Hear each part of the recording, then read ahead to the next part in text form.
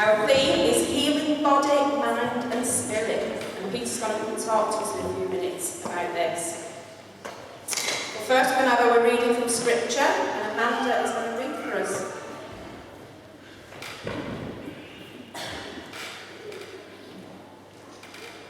Now Ahab told Jezebel everything Elijah had done and how he had killed all the prophets with the sword.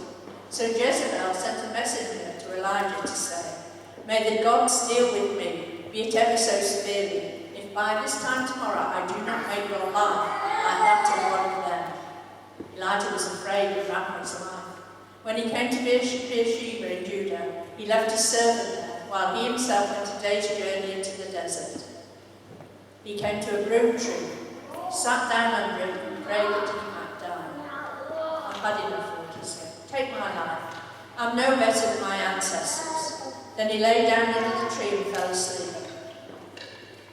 All at once an angel touched him and said, "Get up and eat." He looked around, and there by his head was a cake of bread baked over hot coals and a jar of water. He ate and drank and then lay down again. The angel of the Lord came back a second time and touched him and said, "Get up and eat, for the journey is too much for you." So he got up and ate and drank.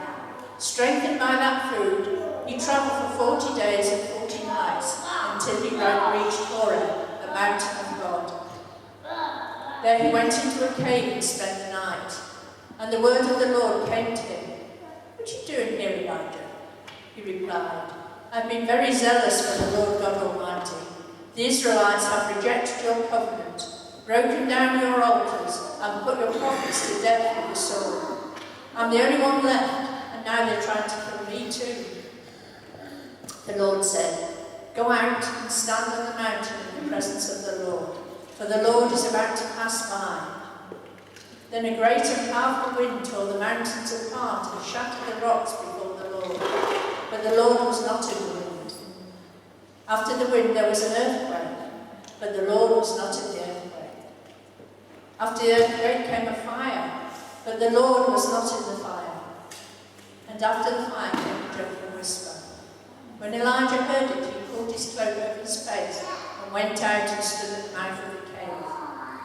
Then a voice said to him, "What are you doing here, Elijah?" He replied, "I've been very zealous for the Lord God Almighty. The Israelites have rejected your covenant, broken down your altars, and put your prophets to death with the sword. I'm the only one left, and now they're trying to kill me too." The Lord said to him, "Go back the way you came and go to the desert of Damascus. When you get there, anoint Hazael king over Aram. Also, anoint Jehu, son of Nimshi, king over Israel, and anoint Elisha, son of Shaphat from Abdul-Maholah, to succeed you as prophet. Jehu will put to death any who escape the sword of Hazael, and Elisha will put to death any who escape the sword of Jehu. Yet I reserve 7,000 in Israel, all those whose knees have not bowed down to Baal, and all those whose mouths have not kissed him." So Peter's going to come and talk to us about that in a few minutes. But I've got a conversation starter for you today. We've not had one for quite a while. So if you remember, a conversation stopper is a comment or a conversation that stops you in your tracks. Your mind might go blank. How many times does that happen to you as you're getting older? In a day? And these are not meant as a script or meant as a definitive answer. They're just there to jog your memory and think, or remember that story that you can use and then perhaps go on. So today's conversation stopper is about healing and a couple of misunderstandings that surround healing. So, you know those films that you watch and it starts with the end of the film. I'm always confused with them films. Where it goes back 12 hours or 12 days, and at the end you're right back at the beginning. Well, this conversation stops a bit like that. So at the beginning, I have no answers as to why some people are healed and others are not. And at the end of the conversation stopper, I will still have no answer as to why some are healed and some are not.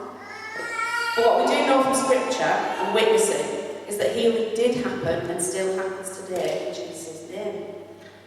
But what I'll do in the middle is I'll look at 2 misunderstandings surrounding healing, which will hopefully help you in a conversation you might have further down the line. So let's have a look at comments or a conversation that might come up. So God only loves those who get healed. This gives the impression that God doesn't love people who don't get healed. This is just not true. The Apostle Paul wasn't healed, yet he was a man of tremendous faith. Look what he went through. Jesus most certainly loved Paul, but healing didn't happen for him here on earth. The phrase would also give the impression that God picks and chooses who he loves, and we know from Scripture that that just isn't true.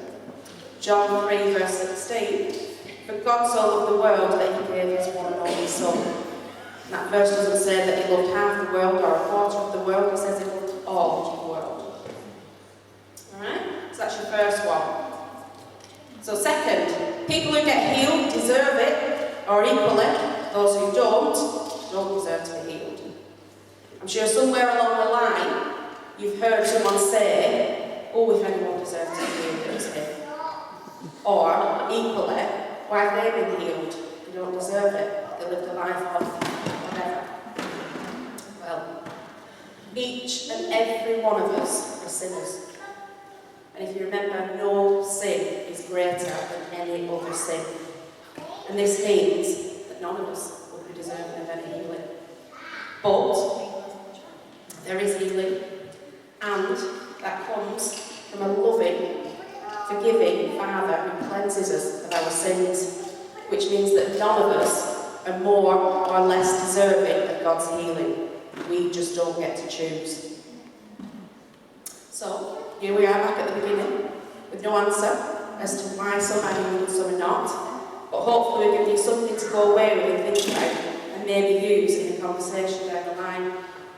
But if the only thing you take away from this morning's conversation stopper is that you are loved by God and can be forgiven for your sins, then take it away, knowing that when you pray for healing, for you or for someone you love, that you are doing so from an equal platform of people.